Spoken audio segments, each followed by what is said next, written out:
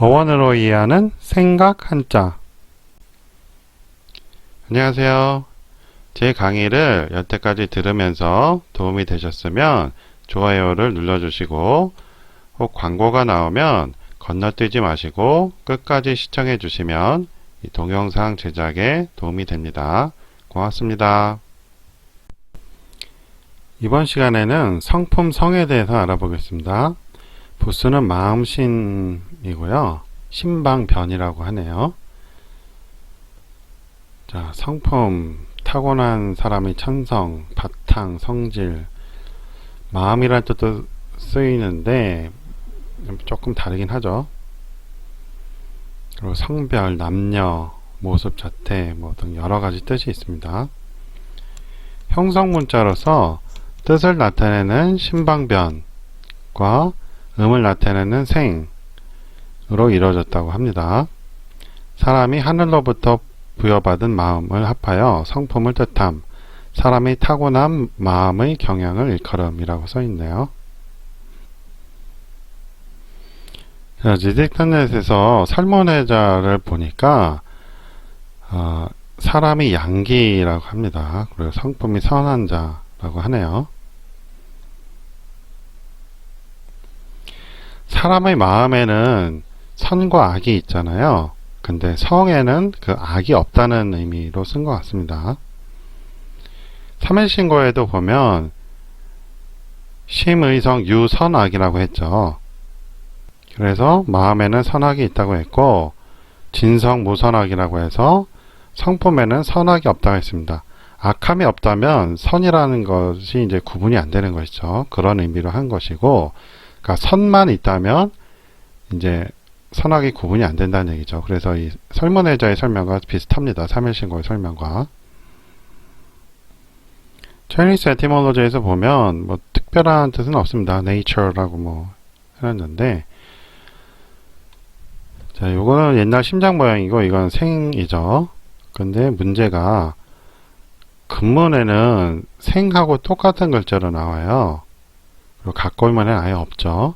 그러니까 성이라는 글자가 아주 오래된 글자는 아니라는 걸 알 수 있습니다. 이것은 생과 같기 때문에 어떻게 문장 속에서 구별했는지는 모르겠지만, 이렇게 되면 삼일신고에서는 지금 성과 심을 구별을 해놨는데 갑골문 근문에 이 구분이 없기 때문에 옛날에는 어떻게 구별했을지 의문스럽네요.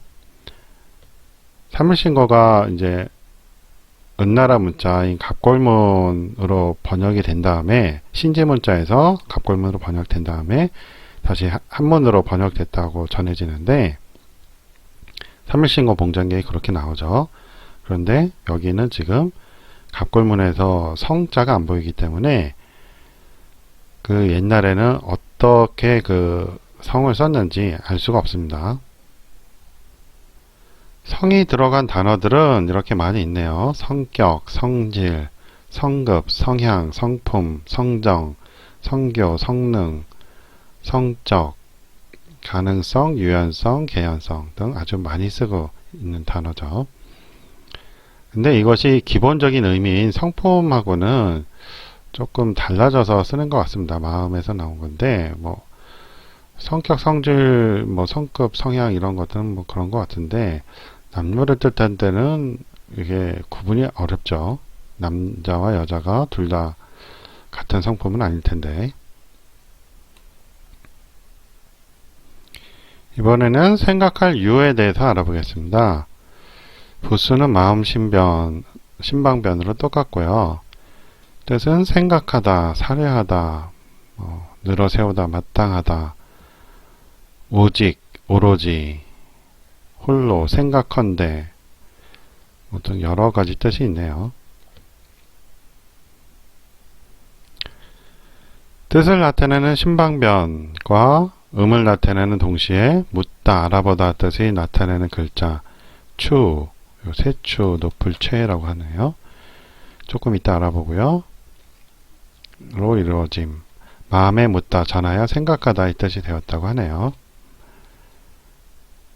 예. 설문회자에 봐도 생각하는 거라고 해서 특별한 설명이 있지는 않습니다. 차니스 에티몰로지에 봐도 뭐 설명이 있진 않네요. 군문에 이렇게 있는데, 이거 어렵네요. 이거와 이거는 완전히 다른 모습이죠. 여기는 마음심이 전혀 보이지 않고, 이것도 마음심으로 보기는 어려울 것 같아요.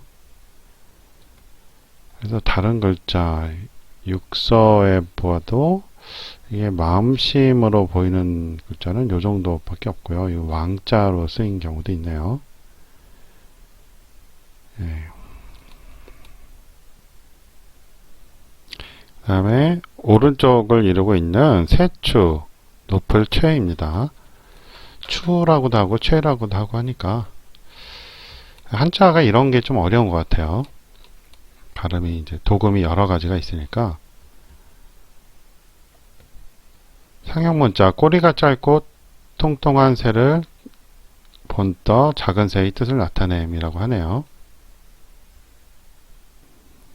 설문에 잡아도 네이버하고 비슷하게 써 있습니다. 꼬리가 짧은 새라고 하네요. 상형이라고 하는데 이 모습을 보면 새로 전혀 보이지 않죠. 차니스 에티몰로지에 봐도 똑같은 설명을 하고 있네요. 새인데 꼬리가 짧은 새라고 합니다. 근문에 바로 나오는데 상당히 많네요. 근문을 보면 좀 이런 모양 보면 새같이 생기긴 했어요. 이런 것들도 새 머리고 몸통이고 날개고 꼬리고 이렇게 보이죠. 각골문에서는 오히려 새 같지가 않네요. 요런 거 어떻게 보면 새로 볼 수도 있을 것 같고 새 머리고 날개고 꼬리고 이렇게 볼 수는 있을 것 같네요. 그러니까 이런 모양이 새를 이제 그린 건데 이제 이런 걸 통해서 이제 날개를 그린 거겠죠. 깃털을 표현하느라고 그런 것이 이렇게 변한 것이죠. 그래서 지금의 모양으로 이렇게 변한 겁니다. 그러니까 요 위에가 이제 머리가 되는 것이고 요 나머지는 거의 다 몸통하고 날개 표현한 거였다라고 볼 수가 있겠네요. 다시 생각할 유로 돌아와서 이게 마음이고 메추리라면 메추리가 작은 새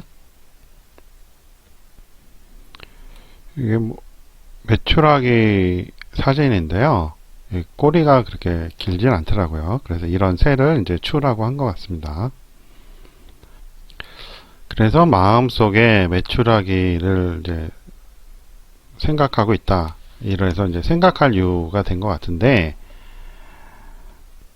아마도 옛날에는 메추라기를 길러서 주로 먹었던 거 아닌가 그런 생각도 들어요. 지금도 메추라기 많이 먹죠. 그래서 먹을 거 생각하는 데에서 생각할 이유가 생긴 거 아닌가 하는 생각이 들고 그 다음에 오직이라는 뜻은 왜 생겼는지 뭐 알 수가 없지만 뭐 먹을 것만 생각한다. 그래서 오직이다. 뭐 이런 뜻이 생기지 않을까 하는 생각도 드네요. 그러니까 확실하게 알 수가 없습니다. 지금 설문회자를 봐도 그렇고 차니스 에티몰로지 봐도 그렇고 뭐 충분한 설명이 있지 않기 때문에 그럴 가능성이 있겠다는 생각이 듭니다. 이렇게 해서 오늘은 주제 한자인 성에 대해서 알아봤고요. 이거를 그냥 파자하자면 마음이 생기는 곳이라고 이해를 하면 됩니다. 이런 경우는 뭐 오래된 한자가 아니어서 파자법으로 이해하는 것이 더 좋을 수 있습니다. 그래서 마음은 성과 악이 있다고 그랬죠. 그 마음이 생겨난 곳은 근본은 성이고 그 성은 악이 없는 것이기 때문에 오로지 선만 있기 때문에 그 선과 악으로 구분할 수 없는 상태를 말을 합니다. 그리고 비슷한 한자로서 유가 있는데 생각할 유였죠. 이것도 이제 어원적으로 어떻게 이렇게 뜻을 가졌는지 알 수가 없습니다. 네, 이제 추측하건대 이거는 새고 닭이나 메추리 같은 새겠죠. 꼬리가 짧은 새고 그것을 주로 잡아먹었기 때문에 마음속에 먹는 거를 생각하는 거 옛날 사람들은 아무래도 고기를 많이 먹지 못했을 테니까 고기 먹는 것을 생각하는 것이 이제 그 뜻이 전에 바뀌어서 이제 생각할 유로 됐다고 보고, 그것이 오직 먹는 것만 또 생각하기 때문에, 고기 먹을 것만 생각하기 때문에 오직이라는 뜻이 생기지 않았나 추측이 됩니다. 그리고 이거는 추인데 꼬리가 짧은 새 추죠. 닭도 꼬리가 짧고 메추리도 꼬리가 짧죠. 닭의 종류에 따라서 꼬리가 긴 닭도 있다고는 하는데 보통 지금처럼 꼬리가 길진 않죠. 지금 뭐 닭 같은 경우가 사람들이 제일 많이 먹는 새 중에 새의 한 종류죠. 그래서 이 추는 어떤 특정 종류의 새가 아니고 닭이나 메추리처럼 꼬리가 짧은 새들을 그린 것이죠. 원래는 이제 머리하고 몸통 부분이 있고 깃털이 있는 날개가 있었는데 다 간소화되면서 이게 이제 날개, 깃털만 이제 강조하게 된 것이죠. 자, 이렇게 해서 오늘 수업은 여기서 마치고요. 다음에는 다른 한자로 찾아뵙겠습니다. 도움이 되셨으면 좋아요 눌러주시고 구독도 해주시고 혹시 광고 나오면 끝까지 봐주시면 이 동영상 제작에 도움이 됩니다. 고맙습니다. 안녕히 계세요.